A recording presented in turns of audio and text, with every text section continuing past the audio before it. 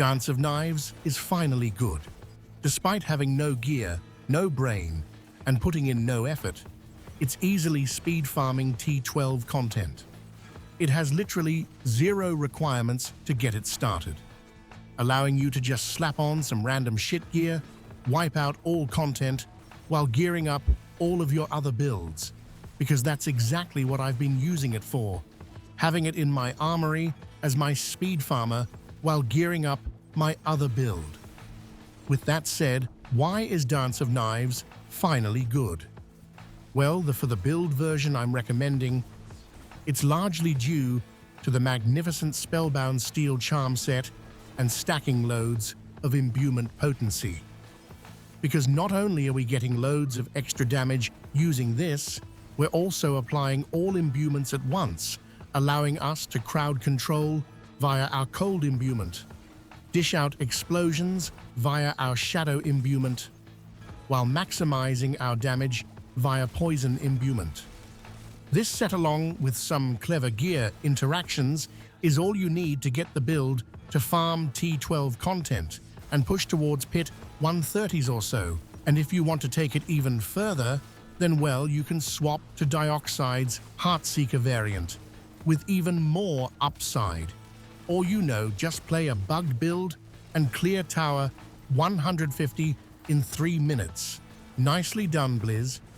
But for the ones that just want a chill, fun, and brain-dead build to farm all T12 content, let's head on over to the gearing sections and see what's going on over there. Starting with our helmet. This is the only unique you really need for this build to shine, and it's of course Cowl of the Nameless. This should also be your first mythic upgrade.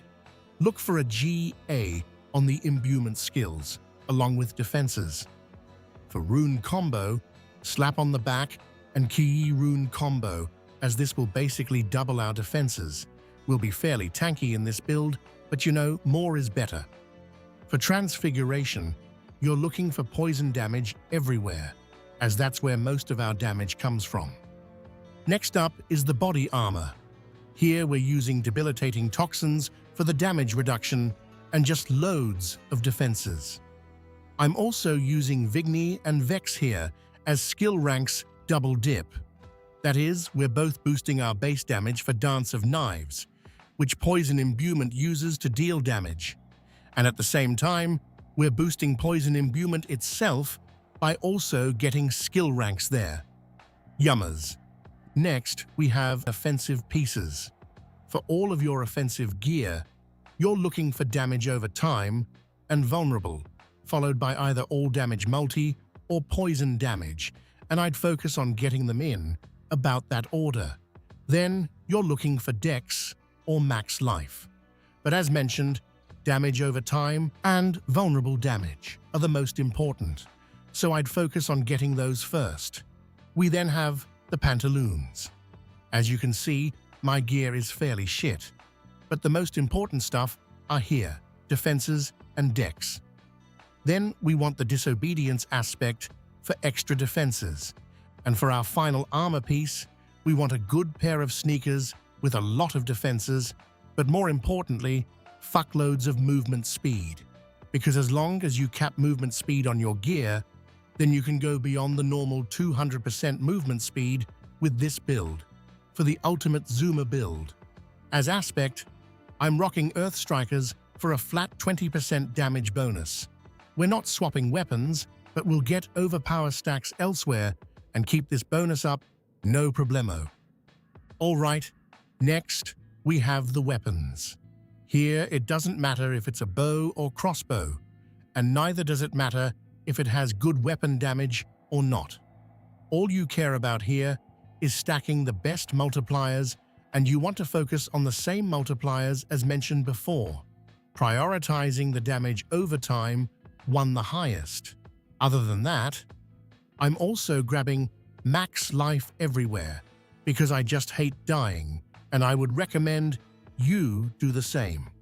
As aspect, the channeling aspect is the best. I'm still looking to upgrade mine, but we want it on the two-hander for maximum value regardless as we'll always have it up. For the other two weapons, I'm just grabbing two good swords with a lot of damage and the same multipliers as before, using the neurotoxic aspect for damage along with the imitated imbuement aspect for even more damage, along with having Shadow Clone copy our imbuements.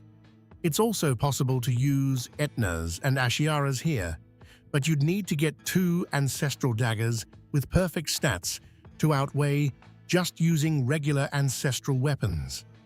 Etnas is important for the build to function, but instead of equipping it, I'm using Etnas as my unique charm. Alright, and lastly, the jewelry.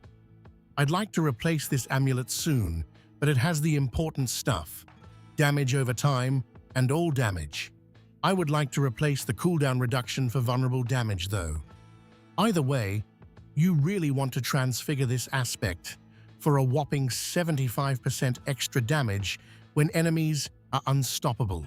If you don't know how to do this, then you just use the Kulin tuning prism when transfigurating, and you'll eventually get it, as you will not make it unmodifiable when doing this.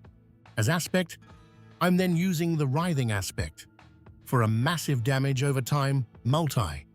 When it comes to the rings, you're of course looking to grab the same stats as before and temper either cooldown reduction or imbuement potency.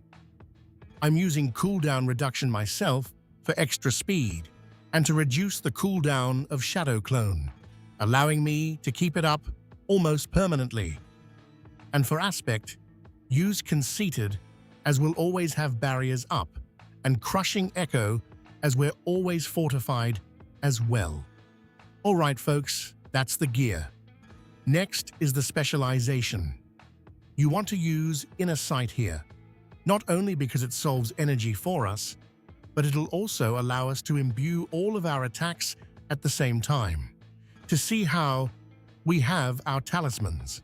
We want the 5 set on our Spellbound Steel set, for fuckloads of damage and all imbuements up. The other passives are also pretty damn good. For the stats, you want to look for imbuement skill ranks or marksman skill ranks, as they'd either boost all of your imbuements or the base damage that boosts them. Then for your other charms, use Etnas. This one's important as it massively boosts our damage, and then any decent seal that has an extra charm slot. Hey, great job friends! Gear complete. And just in time, seeing as it's skill tree to fucking clock, and you know it, man or woman, drop a wet fart on the basic skills and head on over to max out Dance of Knives. We then reduce its energy cost, we grab Star Shards for extra imbuement pops, along with Pierce for more AoE. In the agility skills, we grab Dash for mobility, along with Weaken for weakened. I then have Shadow Play for a lot of cooldown reduction, and Charge and Cooldown for even more cooldown reduction, because, well, I just love zooming around with Dash. In the Subterfuge tree, we max out Dark Shroud for defense, Movement Speed for, well, movement speed, Shadow Dancer for dodge, and Consume Chance for a lower chance of consuming them. We then have Concealment for movement speed, but also Resolve stacks to boost our damage reduction, along with Recuperate, which not only keeps ourselves fortified, but it also knocks enemies down for our Malice aspect, allowing us to benefit from the extra 20% damage bonus. And lastly, I grab Unstoppable to keep myself unstoppable at all times. In the imbuement skills, we're just grabbing 1 point in cold imbuement to grab Buffered Battery, which is yet another way of generating barrier. For my Shadow imbuement, I'm grabbing Shadow Play for extra damage. Next, I max out my Poison imbuement, of course.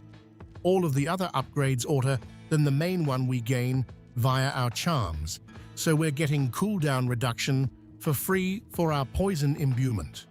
Shadow imbuement makes all enemies vulnerable instantly and grants us ferocity stacks, and Cold imbuement will ensure we keep our overpower stacks up for extra damage along with sorting out the rest of our resolve stacks and some energy.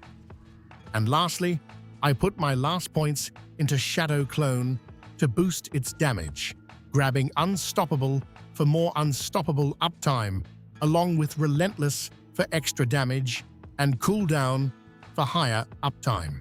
Lovely. All right, folks, next up on the agenda, we have the Perragons. Hooray, let's do it. First stop, the starting board. Here I'm grabbing the versatility board to boost the nearby damage node, along with our imbuement skills with 25% damage. Yummers. Next up, we go to Cheap Shot. As always, if you're low level, then you ditch all the glyphs and all the rare nodes to focus on the legendary first, and then you can start looking into the glyphs. But either way, we're always crowd controlling, so we're getting the double bonus here, and then we socket in Bane for extra poison damage. As our next board, we head on over to the Eldritch Bounty, boosting our all-res and imbuement damage, and we socket in the Canny Glyph for extra non-physical damage, which, well, is all our damage. For the rare nodes, I'm focusing first on the defensive ones, as that is always your prio this season. And then I'm looking into the damage ones, like grabbing the non-physical damage here. Alright, next, we chuck a UE all the way over to the Exploit Weakness board for both vulnerable damage and damage reduction, followed by slotting in Efficacy, which is arguably the best glyph we have, boosting our rare nodes, imbuements, and damage. Lastly, we have Dance Macabre, which is easily up at all times via dash and concealment, and we slot in Tracker as our last glyph to further boost our poison damage. And that, my friends, are the Perragons. Let's see what our trusty mercenary is up to before heading on to some gameplay. Subo's the fucking man, providing aimbot, but also extra damage over time here. For reinforcement, I always go with Rahair for his lovely bastion, saving my life every now and then when I'm injured. Alright folks, for the final part, let's see how you play the build.